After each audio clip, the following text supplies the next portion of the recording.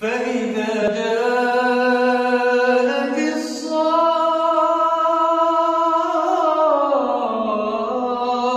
الصاخة يوم يفر المرء من أخيه وأمه وأبيه وصاحبته وبنيه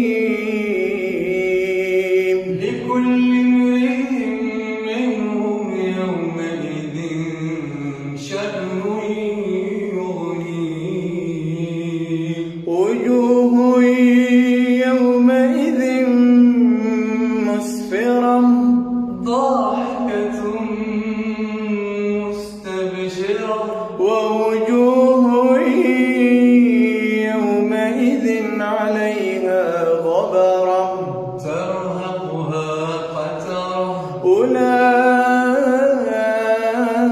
أولئك هم الكفرة الفجرة.